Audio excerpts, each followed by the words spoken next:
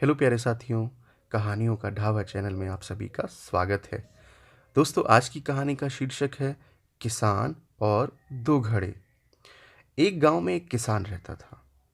वह रोज सुबह उठकर दूर झरने से साफ पानी लाया करता था। इस काम के लिए वह अपने साथ दो घड़े ले जाया करता था, जिन्हें वह एक डंडे से बांधकर अपने कंधे पर दोनों तरफ लटका लिया करता था। उनमें से एक घड़ा कहीं से थोड़ा सा फूटा था और दूसरा एकदम सही था। इसी वजह से रोज घर पहुंचते पहुंचते किसान के पास 1.5 घड़ा ही पानी बचता था। ऐसा होना नई बात नहीं थी। इसके 2 साल बीत चुके थे। सही घड़े को इस बात का बहुत घमंड था। उसे लगता था कि वह पूरा का पूरा पानी घर पहुंचाता है और उसके अंदर कोई कमी नहीं है। वहीं दूसरी तरफ फूटा हुआ घड़ा इस बात से बहुत शर्मिंदा रहता था कि वह आधा पानी ही घर पहुंचा पाता है और किसान की मेहनत बेकार चली जाती है। अब एक दिन की बात है। वह बहुत दुखी और उदास था। जब परेशानी हद से बढ़ गई तो उसने फैसला किया कि वह किसान से माफ़ी मांगेगा। अब वह किसान से बोला, मैं बहुत शर्मिंदा हूँ, मैं आपसे माफ़ी मांगता हूँ। तो किसान ने पूछा, भाई तुम किस बात से शर्मिंदा हो? छोटे घड़े ने दुखी होते हुए कहा, शायद आप नहीं जानते, मैं एक जगह से फूटा हुआ हूँ। पिछले 2 सालों से मुझे जितना पानी पहुँचाना चाहिए था, मैं सिर्फ उसका आधा ही पहुँचा पाया हूँ। मेरे अंदर यह बहुत बड़ी कमी है। इस वजह से आपकी मेहनत बर्बाद हो रही है। किसान को घड़े की बात सुनकर बहुत दुख हुआ और बोला, इतना परेशान होना भी ठीक नहीं है। चलो तुम्हारी उदासी दूर करते हैं।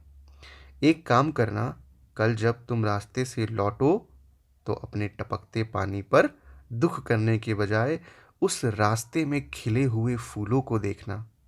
कितने खुशबूदार, कितने खूबसूरत और कितने प्यारे हैं। साथ ही पास में छोटे छोटे पौधों को देखना। घड़े ने किसान की बातें मानने का फैसला किया। रास्ते भर सुंदर फूलों को देखता हुआ आया।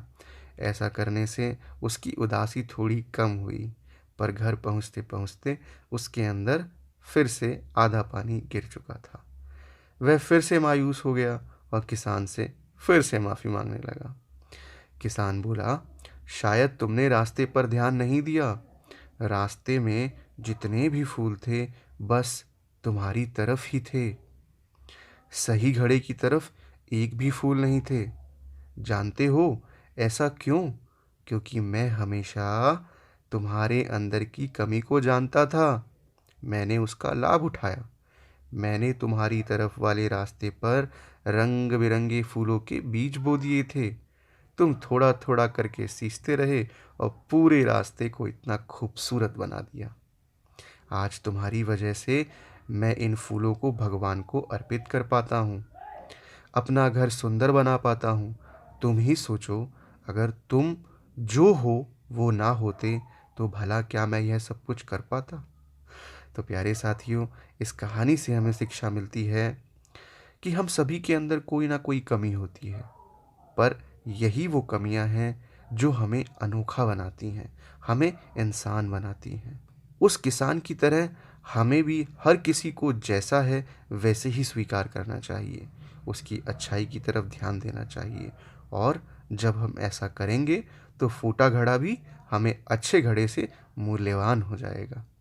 तो प्यारे साथियों, अगर आपको हमारी कहानियाँ पसंद आ रही हैं तो आप हमारी वीडियोस को लाइक कीजिए, हमारे चैनल को सब्सक्राइब कीजिए। इस कहानी में इतना ही। मिलते हैं फिर से एक नई कहानी में। तब तक के लिए धन्यवाद।